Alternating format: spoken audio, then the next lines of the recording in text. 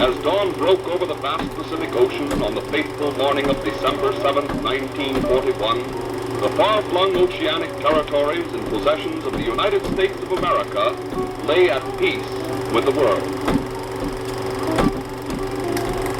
But suddenly the quiet calm of this peaceful Sunday morning was shattered by the roar of flames. And then, bombs.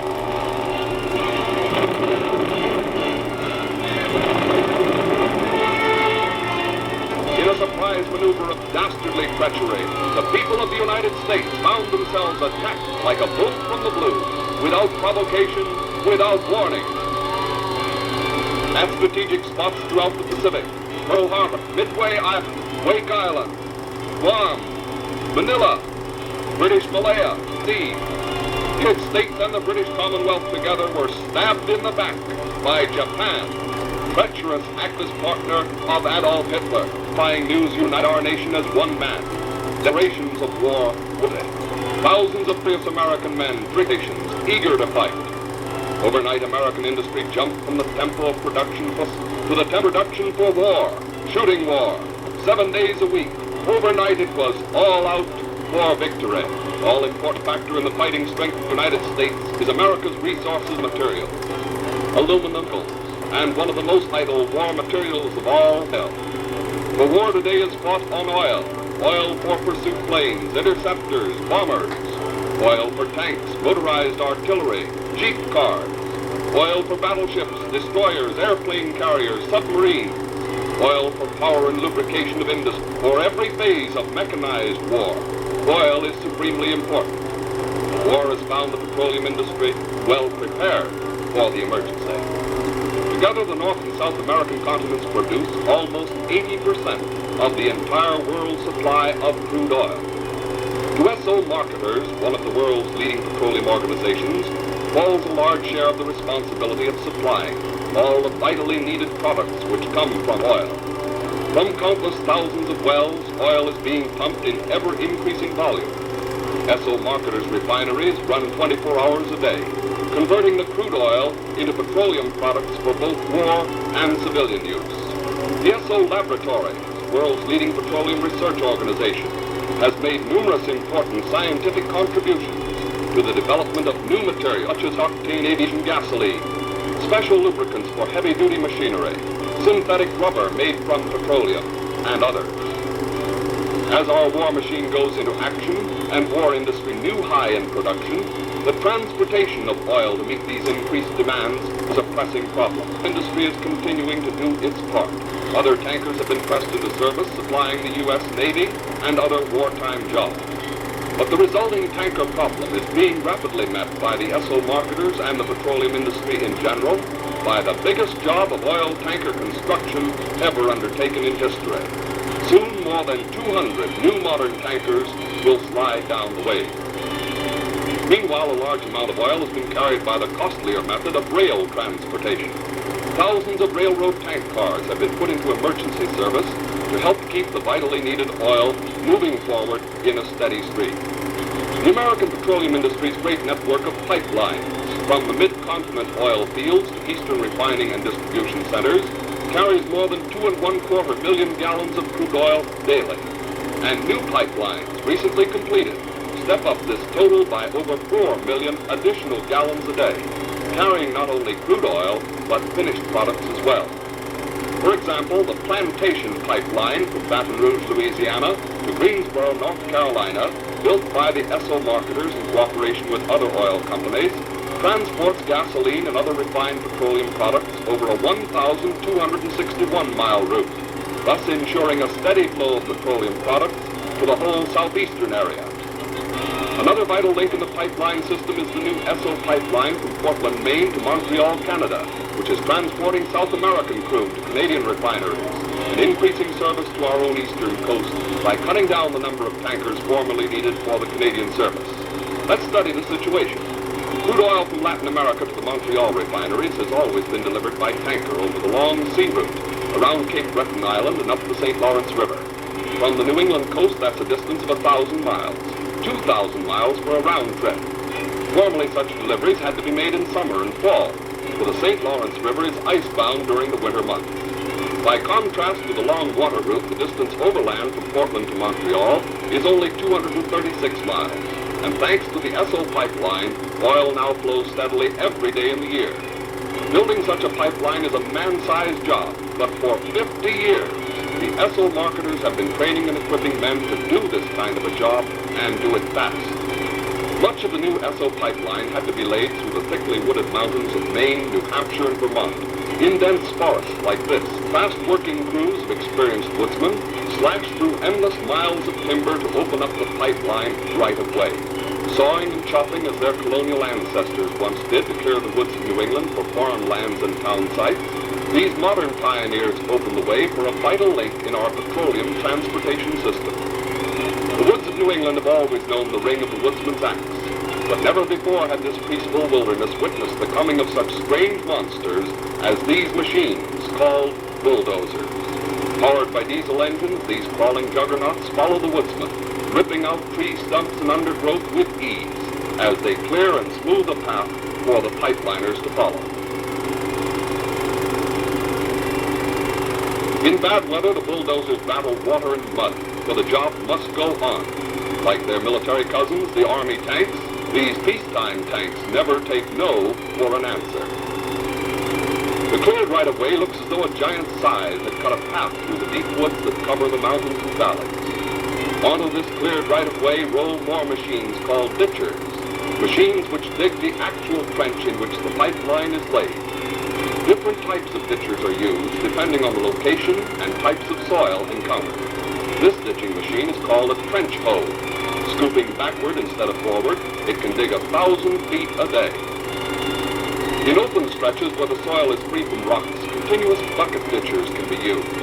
These work far more rapidly and are a big help in rushing the job to completion. Lifting the soil and dumping it neatly to one side, each of these machines on the line can dig as much as a mile of trench per day.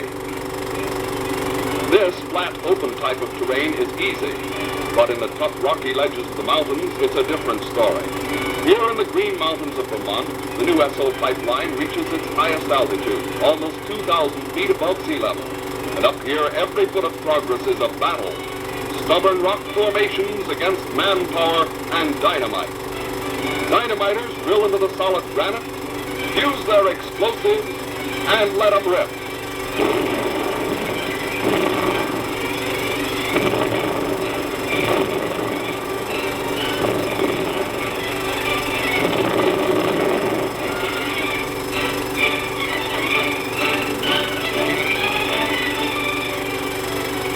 Meanwhile, the pipe itself, 32,000 tons of it, is rushed to every section of the line by railroad and special trucks. Scenes long familiar in the great oil fields of the Southwest seem strange indeed in this picturesque rural Maine countryside. When the pipe has been dumped along the right-of-way, powerful Caterpillar cranes arrive on the scene to string it into place beside the ditch. These machines, called boom cats, handle with ease the 40-foot lengths of seamless steel pipe, each weighing almost a ton. It takes a lot of steel to lay a big 12-inch line like this all the way from Portland, Maine to Montreal, Canada. When this heavy steel pipe must be bent to turn corners or conform to the rise and fall in the ditch, it's the boom cats that do the trick. Caught under a shoe on the side of the machine, the end of the pipe is pulled up until the desired angle is made. It takes tremendous power to bend cold steel like this. The experienced eye of the foreman enables him to judge accurately the exact angle needed. First clamped into position, the lengths of pipe were temporarily tacked in place by welding. Afterward, expert pipeline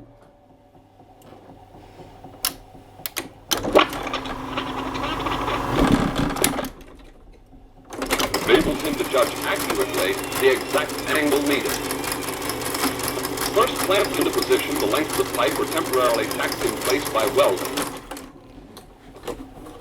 Afterward,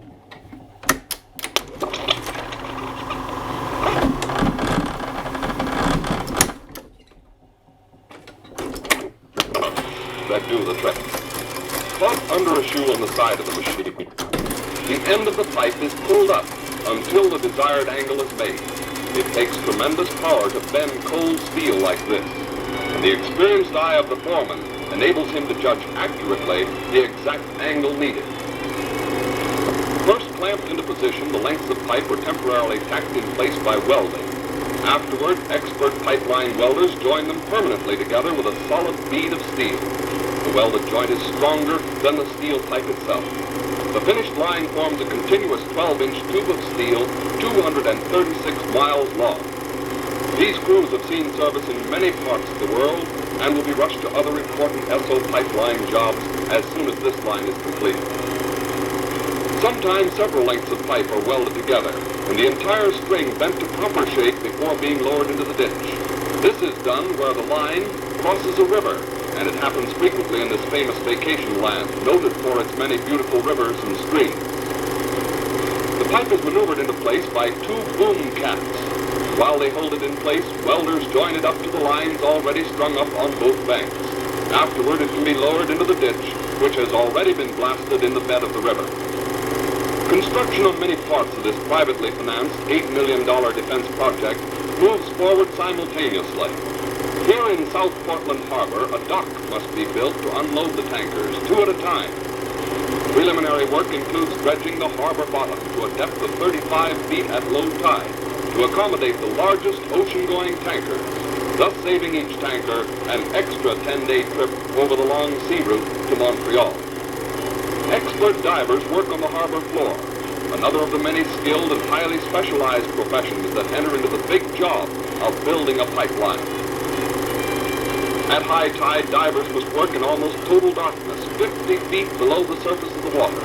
Their job is to lay the rock foundations for heavy cribs that will support the dock. Materials are lowered to the divers as they work, and it's slow, dangerous work at best, but it's all part of the job. Ashore, giant steel storage tanks will feed the oil into the pipeline. 6 tanks of latest and finest design will hold a total of over 33 million gallons of oil. Sometimes the pipeline must be laid right through city streets, and this is accomplished in quick time by the use of giant high-speed ditchers. This trench is being dug a long way from the front lines of the war, but it's a fighting trench just the same in the battle of transportation. To avoid long interruption of traffic at intersections, the pipe is laid immediately in the trench and quickly covered over. Where the soil has corrosive qualities dangerous to steel, the pipe must be specially treated before being buried. First coated with quick hardening hot asphaltic enamel, it is then wrapped with protective asphalt paper. The finished pipeline will last indefinitely. In fact, some of the first oil pipelines put into operation over half a century ago are still in service today. Oil is pushed through the completed line by powerful pumping stations, spaced 30 miles apart all the way from Portland to Montreal.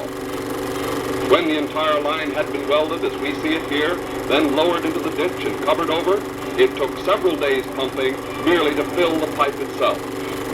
Now in operation at a flow of 3 miles per hour, as much as 2 million gallons per day flows through this line in a never-ending stream. A shortcut in transportation which means more tankers made available for war use in other parts of the world, and at the same time, better year-round service to our Canadian allies. Oil to fly more bombers and fighting planes to the fighting fronts. Oil to protect the vital seaways over which arms and supplies must go. Oil for all the thousand needs of embattled democracy. Oil for victory.